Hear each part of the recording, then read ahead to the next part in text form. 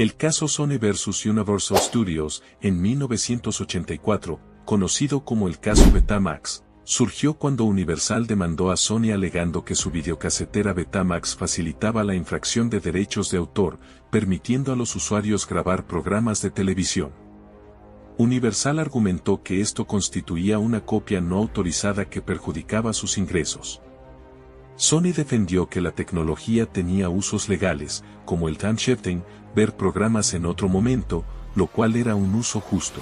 En un contexto donde la tecnología comenzaba a transformar el acceso al contenido, la Corte Suprema resolvió en favor de Sony, estableciendo que los usos sustancialmente no infractores de una tecnología prevalecen sobre su potencial para infracciones, consolidando un precedente clave para la innovación tecnológica.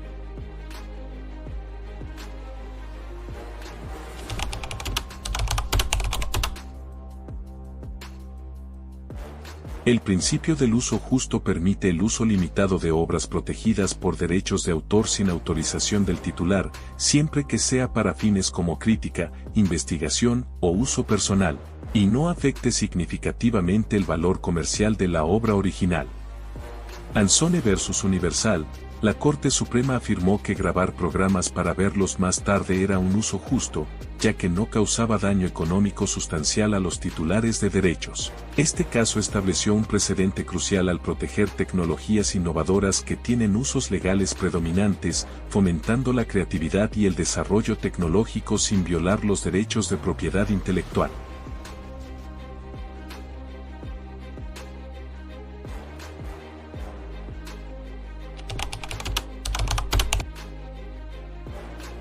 Napster, lanzado en 1999, fue una plataforma pionera para compartir archivos de música en formato MP3 de manera gratuita, utilizando tecnología P2P, peer-to-peer. Revolucionó el acceso a la música al permitir a millones de usuarios intercambiar canciones directamente, desafiando los modelos tradicionales de distribución musical. Sin embargo, enfrentó un conflicto legal liderado por la Asociación Industrial de Grabación de Norteamérica y bandas como Metallica, quienes argumentaron que Napster facilitaba la infracción masiva de derechos de autor. En 2001, los tribunales dictaminaron que Napster era responsable de las infracciones cometidas por sus usuarios, lo que resultó en su cierre y marcó un hito en la regulación de plataformas digitales.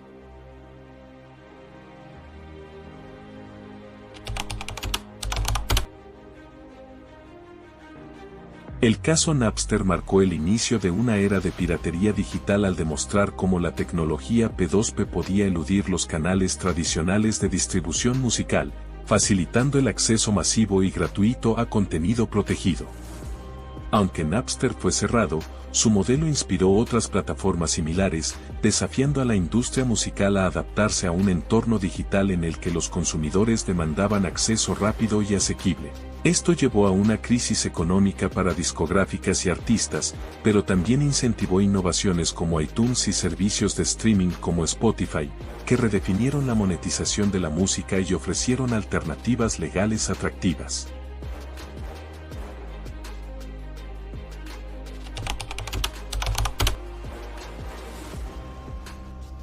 El caso Napster catalizó cambios legales y tecnológicos significativos en la protección de derechos de autor en la era digital. Legalmente, reforzó la responsabilidad de las plataformas por las acciones de sus usuarios, estableciendo precedentes para futuros litigios contra servicios de intercambio de archivos. Tecnológicamente, aceleró el desarrollo de sistemas de gestión digital de derechos, DRM, y plataformas legales de distribución, como iTunes, que ofrecían una experiencia de usuario atractiva y respetuosa con los derechos de autor. También impulsó el surgimiento de servicios de streaming, que integraron licencias legales con accesibilidad masiva, marcando un giro hacia modelos basados en suscripción y licenciamiento.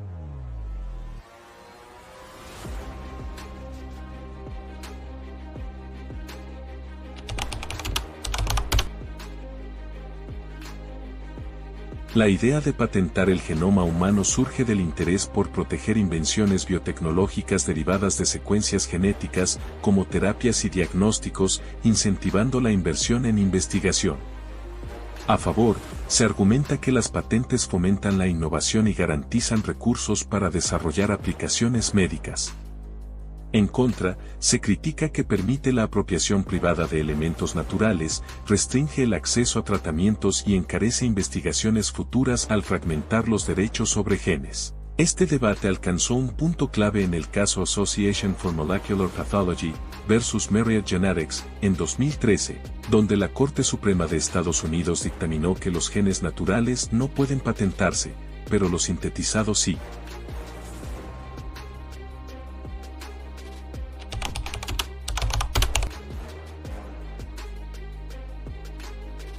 El caso Association for Molecular Pathology vs. Myriad Genetics, en 2013, se centró en las patentes otorgadas a Myriad Genetics sobre los genes BRCA1 y BRCA2, asociados al cáncer de mama y ovario. Myriad había aislado estas secuencias genéticas y patentado su uso en pruebas diagnósticas, lo que impedía que otras compañías desarrollaran pruebas más accesibles. La controversia giró en torno a si los genes aislados podían considerarse una invención humana o si seguían siendo productos de la naturaleza. La Corte Suprema de Estados Unidos resolvió que los genes naturales no son patentables porque no son creados por el hombre, pero permitió patentar genes sintetizados, estableciendo un límite crucial entre descubrimiento científico y aplicación tecnológica en la propiedad intelectual.